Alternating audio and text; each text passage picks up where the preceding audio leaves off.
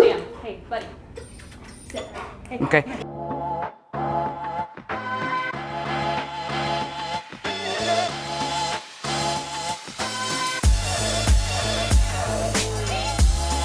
Because we have not been able to exercise him the way we want to outside because of his fear aggression. Okay. He also is we have a lot of anxiety when he's separated from her. I see that. Okay. He does a little better with anxiety separation with me. He can let me go easier than he can her. He's 4. He's 4.5, he'll be 5 in October. Okay. Hello, I'm Tom. Hi, nice to meet you. Nice to meet you. I've seen you many times on your videos. Cool. Okay. And this is Skippy And John. this is Skippy. Skippy John. You can go over there and just sit down with Skippy John. Cool. Sam. Sit. Will you sit for me? Will you sit? I know, watch a new action. Sam, sit. Sit. Hey. Focus. And that's another thing too. I have difficulty getting him. Just do your thing. I want to see where you guys are at. Sam, come on. Hey, bud. Sit. Come on. Hey. Sit. Sit. Sam.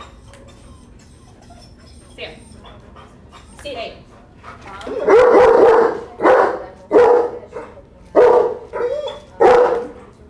Sam. Hey, buddy. Sit. Hey. Okay. Have you done training before? Yes. So he went to. We had a very bad experience. I don't know exactly what happened, but he came back with open lacerations on his neck. Okay. So at first we thought it might have been an allergic reaction to the E. coli prongs. So we switched him out to have those to be.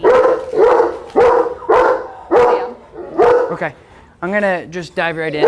Okay. So Yep. let me just get some stuff together. Taylor, in this situation, I want to just dive right in because this is all. Half of it is him, half of it is you. So let me figure him out quick. Okay.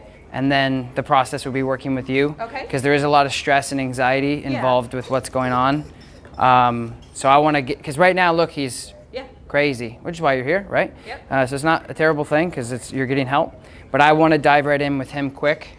He's too big of a dog To not be able to control. to not be able to control, exactly. And we're definitely not going to want to, like, obviously depend on that harness because he's going to get into a nasty altercation if that happens. Well, and he's recently, as in like literally last week, I had my hand X-rayed because I thought he pulled me down. I thought Yeah. he broke my hand. He broke her nose, drug her 4 feet.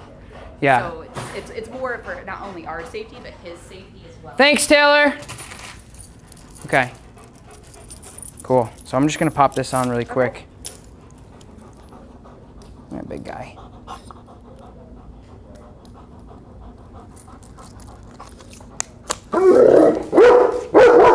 Sam, leave it. Leave it.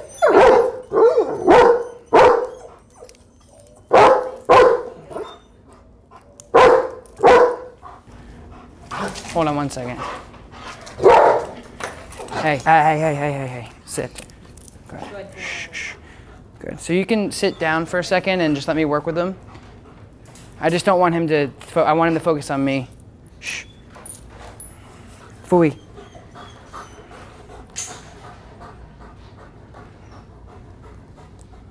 And he does know some German commands, but not extensive. Okay. I'm not so much worried about his obedience. I'm worried about his mental state of mind. Obviously, it's not in a good place. It's the first thing I want to work on. Good.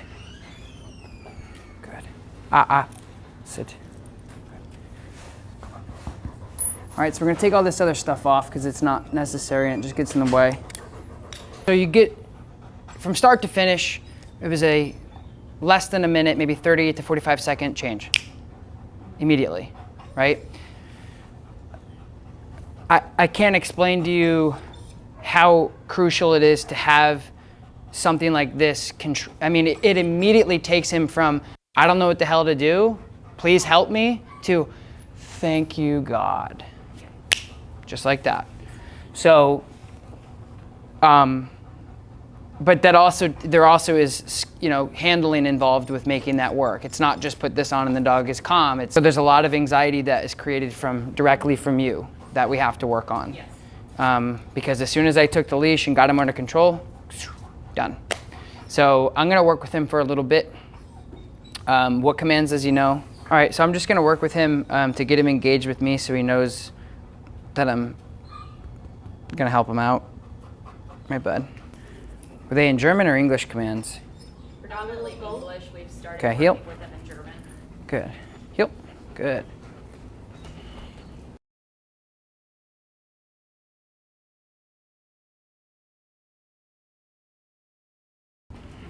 Good. Good. Sit. Good. Good. Heel. Yeah, good. Good. He was stubborn and God. Yeah, that sucks. We hear those stories a lot. Sit. Good man. Good job, buddy. What a good boy. What a good boy you are. Yeah. Good. Okay. Heel. Good man. Yeah. Good man. Yep. Yep. Sit. Good. Sit, big man. Sit. Good man. There's my good boy. Good boy. Good. Heel. Good man. Come on. Good man. Good man. Good. Heel.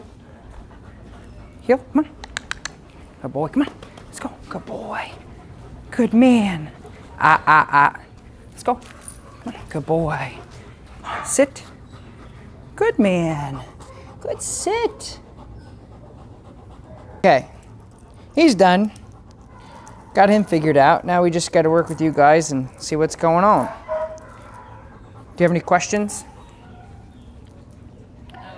how do we do this in our situation? Because moving from a house with a backyard into a townhouse where if there is a business close by, there's a lot of trucks that go by, motorcycles that go by, bikers, walkers, dogs of all kinds, colors, and descriptions.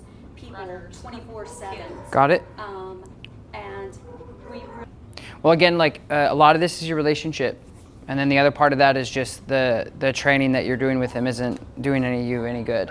So you got two things that normally you should be working on and you're not yet. So that's what we're going to start with. But a lot of this is we can't talk about what the neighbors and what the upstairs, none of that matters because that's always going to happen. So that's life. Yep, you're going to see that 15 more times in your life at least. So you have to not so much stress yourself out about they did this and they did that. That's going to happen unless you sit inside all day, and obviously that's not going to do you any good.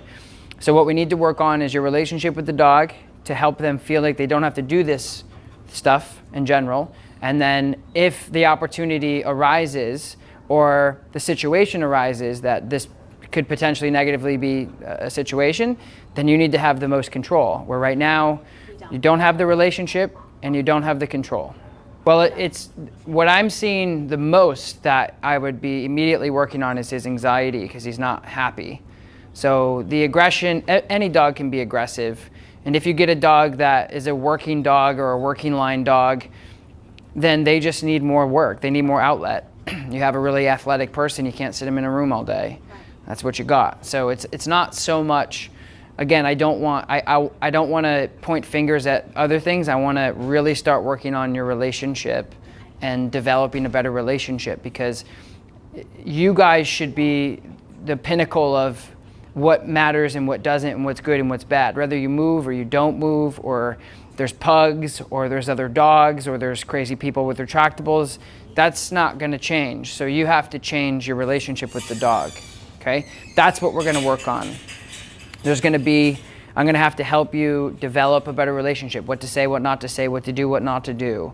Because as you can see, like him and I are good. I could bring him, I would feel very comfortable bringing him places.